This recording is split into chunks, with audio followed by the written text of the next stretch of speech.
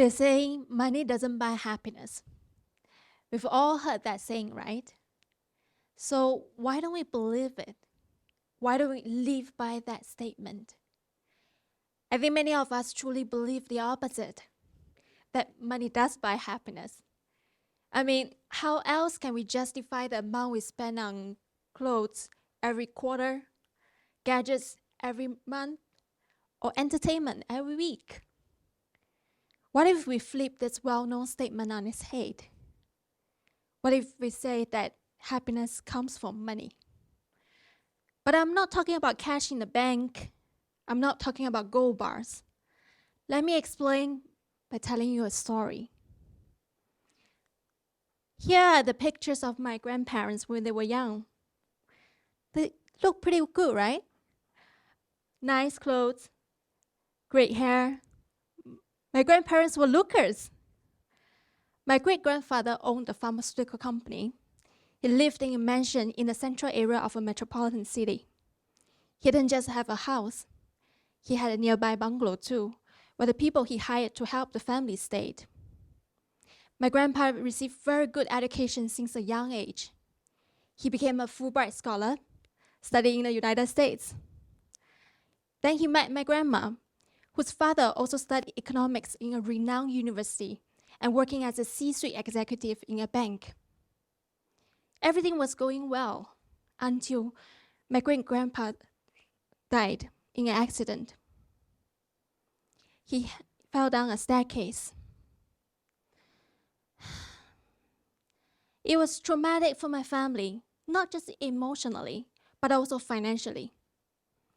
For a man as smart as he was, as well off as he was, he had absolutely no financial planning at all, not even a will. You could imagine what happened next. Everything went haywire. Business was sold at a discount. Family members started suing one another for a piece of his estate. Court cases went on for years. When there's disharmony in a family, you make other people, like lawyers, rich. The family was basically left with nothing. You see, having a good education does not necessarily mean one knows how to manage money.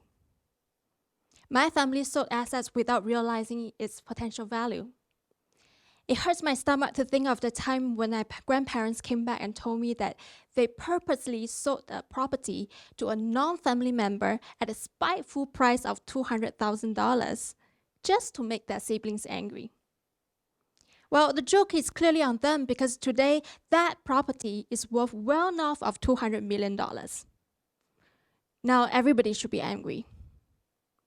That's probably where the saying, cutting off one's nose to spite one's face comes from. What I took from my great-grandfather's story, and what I want you to take from it, is that many people, or rather most people, they know how to accumulate money, how to make money, but they have no idea of how to preserve and distribute their money. And that's a huge problem. Never let the wealth you have painstakingly built over the years become the source of contention and disagreements for your next generation. On the other hand, my mentor, on the day when he was born, he was retired.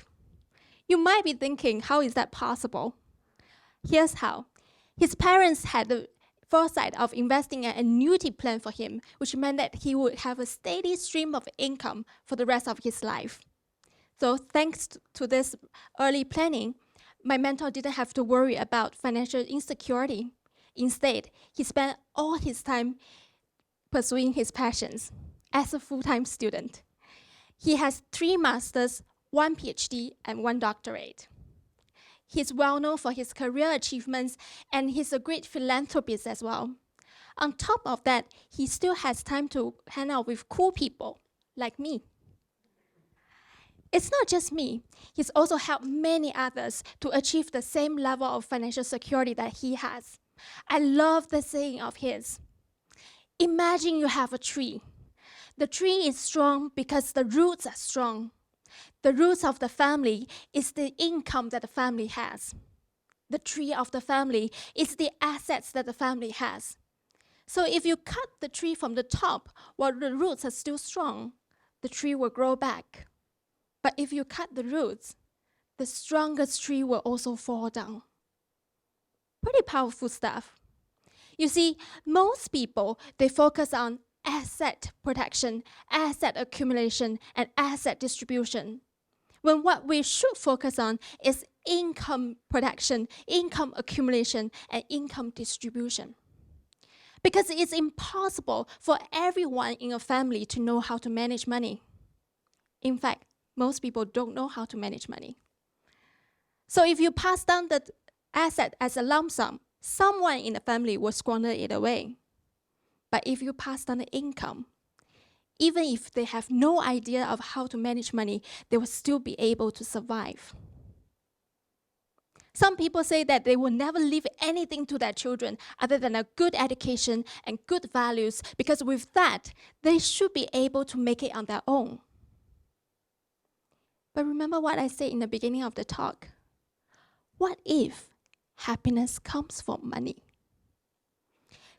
Think about how many people do not dare to take the needed risk to pursue their passions because they're afraid that they can't live without a paycheck. They can't afford to. And that's why they choose not to jump into a new job or start a new business or even start a family. What if you had that streams of income that can allow you to pursue your passions? Would you make a different choice in life?